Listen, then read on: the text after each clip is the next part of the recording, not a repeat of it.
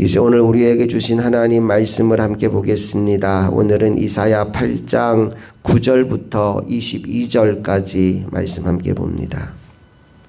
너희 민족들아 함성을 질러 보아라. 그러나 끝내 패망하리라. 너희 먼 나라 백성들아 들을지니라. 너희 허리를 동이라. 그러나 끝내 패망하리라. 너희 허리에 띠를 띠라. 그러나 끝내 패망하리라. 너희는 함께 계획하라. 그러나 끝내 이루지 못하리라. 말을 해보아라. 끝내 시행되지 못하리라. 이는 하나님이 우리와 함께 계심이니라. 여호와께서 강한 손으로 내게 알려주시며 이 백성의 길로 가지 말 것을 내게 깨우쳐 이르시되 이 백성이 반역자가 있다고 말하여도 너희는 그 모든 말을 따라 반역자가 있다고 하지 말며 그들이 두려워하는 것을 너희는 두려워하지 말며 놀라지 말고 만군의 여호와 그를 너희가 거룩하다 하고 그를 너희가 두려워하며 무서워할 자로 삼으라. 그가 성소가 되시리라. 그러나 이스라엘의 두 집에는 걸림돌과 걸려 넘어지는 반석이 되실 것이며 예루살렘 주민에게는 함정과 올무가 되시리니 많은 사람들이 그로 말미암아 걸려 넘어질 것이며 부러질 것이며 덫에 걸려 잡힐 것이니라.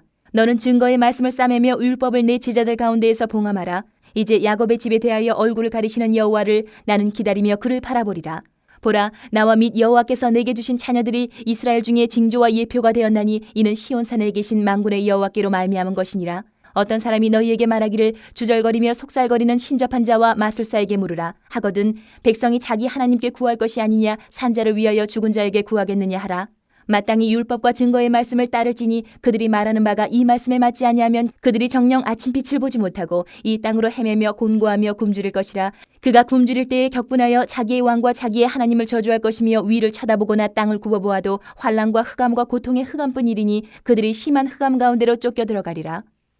세상은 흔들리고 사람들은 변합니다. 그 속에서 우리가 흔들리지 않고 살아가는 비결은 하나님의 말씀을 붙잡고 믿음으로 사는 것입니다. 아하스 왕의 시대에 남유다는 굉장히 어려운 상황에 처했습니다. 아람과 북이스라엘이 연합하여 그 나라를 침략해 들어왔고 모든 백성들이 두려워 떨었습니다. 그때 하나님은 이사야를 보내서 두려워하지 마라, 염려하지 마라, 나를 믿으라 라고 말씀해 주셨는데 아하스는 안타깝게도 하나님이 아닌 강대국 아수르를 의지했습니다. 그래서 성전의 모든 보물들을 아수르에 바치며 굴욕적인 선택을 하게 되지요. 이 일로 인해서 유다는 또 더 큰 어려움을 겪게 됩니다. 제일 먼저 경제가 무너집니다. 나라의 보물들을 다 갖다 바쳤으니 나라의 경제가 피폐해지는 건 당연한 일이죠. 둘째로 신앙의 순결을 다 잃어버립니다. 하나님만 섬겨야 될 그가 강한 나라를 섬기고 우상들을 섬기고 있으니 신앙의 순결이 다 무너진 겁니다. 그리고 결정적으로 이 일로 말미암아 유다는 더 큰 위기와 혼란에 빠지게 됩니다. 왜냐하면 아람과 북이스라엘을 점령한 아수르가 이제 남유다의 숨통까지도 조여오는 그런 상황을 만났기 때문입니다. 어제도 우리가 나누었지만 그 큰 홍수와 같은 아수르 군대가 이제 유다의 목까지 졸라오는 그러한 상황을 맞이하게 된 것입니다. 이제 그 상황 속에서 어떤 일이 일어나고 있는지 9절과 10절 말씀을 함께 읽어보겠습니다. 시작. 너희 민족들아 함성을 질러 보아라. 그러나 끝내 패망하리라. 너희 먼 나라 백성들아 들을지니라. 너희 허리를 동이라. 그러나 끝내 패망하리라. 너희 허리에 띠를 띠라. 그러나 끝내 패망하리라. 너희는 함께 계획하라. 그러나 끝내 이루지 못하리라. 말을 해보아라. 끝내 시행되지 못하리라. 이는 하나님이 우리와 함께 계심이니라. 아멘. 너희가 무엇을 해도 무슨 수를 써도 아무 소용이 없을 거라는 얘기를 합니다. 희망은 오직 하나, 우리와 함께 하시는 임마누엘 하나님뿐이다 라고 우리에게 말씀하고 있는 겁니다. 여러분, 이 세상에 그 무엇도 우리가 의지할 대상, 믿을 대상은 없습니다.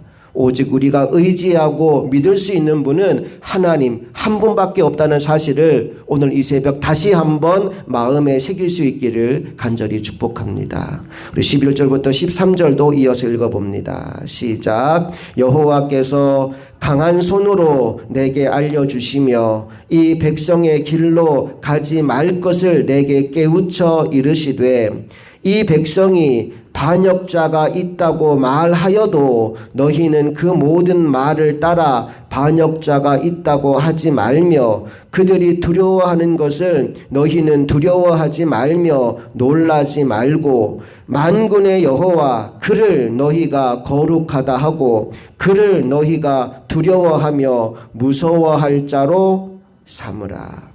사람들이 무슨 말하여도 그 말에 흔들리지 말라는 거예요.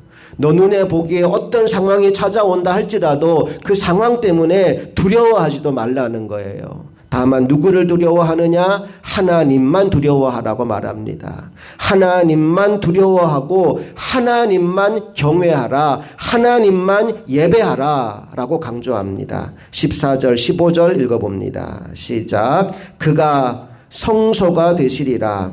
그러나 이스라엘의 두 집에는 걸림돌과 걸려 넘어지는 반석이 되실 것이며 예루살렘 주민에게는 함정과 올무가 되시리니 많은 사람들이 그로 말미암아 걸려 넘어질 것이며 부러질 것이며 덫에 걸려 잡힐 것이니라. 14절 이렇게 시작합니다. 그가 성소가 되시리라. 그가 성소가 되시리라. 안타까운 것은 성소 되신 하나님을 의지하지 않는 사람은 함정과 올무에 빠져 걸려 넘어지게 된다고 말합니다. 하나님을 의지하는 자에게는 하나님의 힘과 능력이 되시지만 하나님을 의지하지 않는 사람들에게는 하나님 그분이 오히려 함정과 올무가 되어서 걸려 넘어지고 말 것이다 라고 예언하고 있는 것이죠. 그렇기 때문에 우리 인생 가운데 가장 소중한 것이 무엇이냐? 결론적으로 오늘 이런 말씀을 주십니다. 하나님의 말씀이 가장 소중하다. 이 땅에 살아가는 동안 우리가 가장 소중하게 붙잡아야 되는 것은 무엇이냐? 하나님의 말씀이다. 이 이야기를 오늘 결론적으로 들려주는데 16절 말씀을 먼저 읽어볼게요. 시작. 너는 증거의 말씀을 싸매며 율법을 내 제자들 가운데에서 봉함하라. 말씀을 싸매고 봉함하라, 봉인하라 라고 말씀이 임합니다. 여러분, 하나님의 말씀을 싸매고 봉인하게 되면 두 가지 효과가 있습니다. 긍정적인 효과도 있고 부정적인 효과도 있습니다. 첫째, 긍정적 효과가 뭐냐 하면 그 누구도 이 말씀의 내용을 바꿀 수 없다는 거예요. 원형 그대로 후대까지 전달이 가능합니다. 말씀을 딱 봉해 놓았기 때문에 아무도 그걸 바꿀 수 없어요. 아무도 그것을 변하게 만들 수 없습니다. 긍정적 효과가 있어요. 부정적인 효과는 뭘까요? 그게 봉인이 되어 있기 때문에 보고 싶어도 내가 보고 싶은 그때에 열어서 볼 수 없다는 겁니다. 하나님이 오늘 그 백성들에게 말씀을 봉함하라, 말씀을 싸매라 라고 얘기합니다. 그 후에 이사야가 무엇을 하느냐? 17절 말씀으로 가봅니다. 시작. 이제 야곱의 집에 대하여 얼굴을 가리시는 여호와를 나는 기다리며 그를 바라보리라. 이사야가 어떻게 이해하느냐? 하나님의 말씀을 싸매고 봉하는 것을 이렇게 얘기합니다. 하나님이 야곱의 집에 대하여 얼굴을 가리시는 거예요.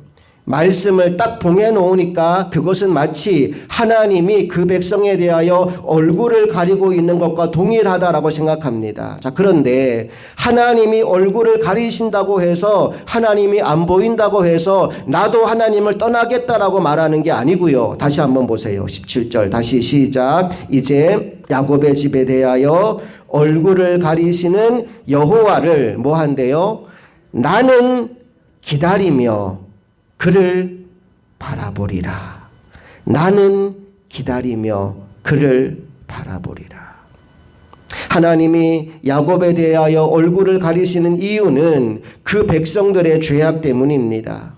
하나님을 버리고 우상 숭배에 빠진 그 백성들에 대해서 비록 지금 하나님이 얼굴을 가리고 계시지만 그러나 나는 여호와를 기다리며 그를 바라보겠다라고 말하고 있는 거예요. 하나님의 역사는 바로 이런 사람들을 통하여 이루어집니다. 아무도 예배하지 않는 곳에서 홀로 예배하는 사람.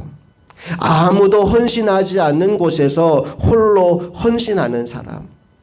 그 누구도 주의 이름을 증거하지 않는 곳에서 주님의 이름을 외치며 나아가는 사람. 그 사람을 통해서 하나님은 하나님의 역사를 이루어가는 거예요.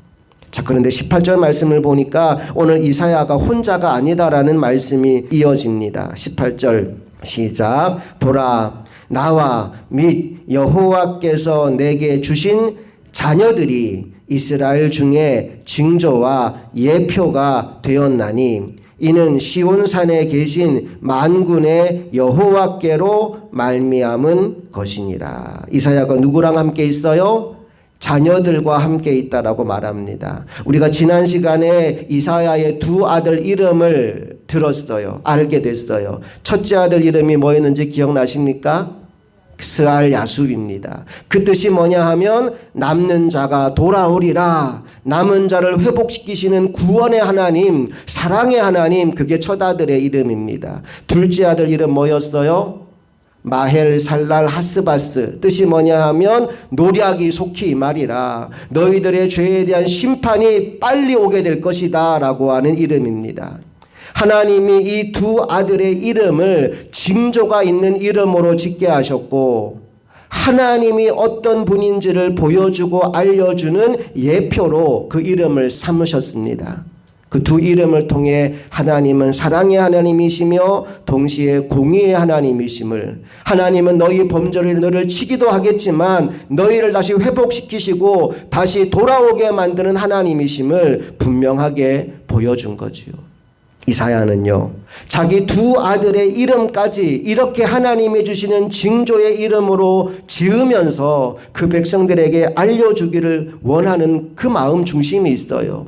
그게 뭐냐 하면 더 이상 그들이 우상 숭배에 빠져 살지 않고 하나님 한 분만을 의지하며 하나님 말씀 따라 살아가는 백성으로 만들고 싶다는 소망이 오늘 이사야 안에 있는 거죠. 우리 19절부터 22절까지 마지막 부분 함께 읽어봅니다. 시작. 어떤 사람이 너희에게 말하기를 주절거리며 속살거리는 신접한 자와 마술사에게 물으라 하거든 백성이 자기 하나님께 구할 것이 아니냐, 산자를 위하여 죽은 자에게 구하겠느냐 하라. 마땅히 율법과 증거의 말씀을 따를지니 그들이 말하는 바가 이 말씀에 맞지 아니하면 그들이 정녕 아침 빛을 보지 못하고 이 땅으로 헤매며 곤고하며 굶주릴 것이라. 그가 굶주릴 때 격분하여 자기의 왕과 자기의 하나님을 저주할 것이며 위를 쳐다보거나 땅을 굽어보아도 환난과 흑암과 고통의 흑암뿐이리니 그들이 심한 흑암 가운데로 쫓겨 들어가리라. 여러분, 말씀은 빛입니다. 주의 말씀은 내 발의 등이요 내 길의 빛이라. 하나님의 말씀은 빛입니다. 그래서 우리가 그 말씀을 떠나게 되면 환난과 고통과 흑암 속으로 들어갈 수밖에 없습니다. 오늘 마지막에 보니까 흑암이라는 말이 3번이나 반복돼요. 22절 다시 보세요. 시작. 땅을 굽어보아도 환난과 흑암과 고통의 흑암뿐이리니 그들이 심한 흑암 가운데로 쫓겨 들어가리라. 말씀을 떠나고 나니까 계속 찾아오는 건 흑암뿐이에요. 그 앞에 20절 보니까 마지막에 그렇게 나오죠. 마땅히 율법과 증거의 말씀을 따를지니 하나님 말씀 따라가야 되는데 그들이 말하는 바가 이 말씀에 맞지 아니하면 말씀을 떠나게 되면 무엇을 보지 못한다고 나와 있어요? 그들이 정녕 아침 빛을 보지 못하고. 말씀이 빛인데 말씀을 떠나니까 빛을 보지 못하는 거예요. 그 다음에 찾아오는 것은 흑암뿐이라는 겁니다. 오늘 제가 말씀을 시작하면서 이렇게 여러분에게 설교를 시작했어요. 세상은 흔들리고 사람들은 변한다고요. 그런데 그 속에서 흔들리지 않고 살아가는 비결이 있다고요. 그게 뭐냐? 믿음으로 말씀 붙잡고 사는 거예요. 말씀은 빛이기 때문에 여러분 깜깜한 어둠 속에서 빛을 따라 나아가면 살아요. 반대편으로 가면 더 깊은 흑암 속으로 빠져들지만 빛을 따라가면 밖으로 나올 수 있는 겁니다. 하나님의 말씀이 빛입니다. 오늘 이 새벽 다시 한번 우리의 마음에 하나님의 말씀이 얼마나 소중한지를 새기게 될 수 있기를 소망합니다. 그래서 말씀을 더 가까이 하고 말씀이 이끄는 길을 믿음으로 순종하며 따라가는 하나님의 백성들이 다 되실 수 있기를 주님 이름으로 축복합니다. 함께 기도하시겠습니다. 좋으신 아버지 하나님, 오늘도 우리에게 이 귀한 새벽 시간 주님 전에 나와서 하나님의 귀한 말씀을 듣고 깨닫고 은혜 받게 하시니 감사합니다. 주의 말씀은 빛이라 하였습니다. 그 빛을 따라가면 우리가 생명을 얻는다 하였습니다. 이 혼란스럽고 복잡한 세상 가운데에서 사람들의 말이나 흘러가는 환경이나 세상이 주는 것에 영향받고 살아가는 것이 아니라 말씀의 빛이 인도하는 길을 묵묵히 따라가서 마침내 하나님이 우리를 이끌어 가고자 했던 그 영광의 자리에 서는 하나님의 종들 되게 하여 주시옵소서. 세상은 우리를 바보라고 욕하여도 우리는 믿음으로 끝까지 십자가 붙잡고 나아가서 우리가 가는 길이 진리의 길이며 생명의 길임을 온 백성들에게 보여주는 하나님의 종들, 하나님의 도구들이 다 되게 하여 주옵소서. 우리 주 예수 그리스도의 이름으로 간절히 기도합니다. 아멘.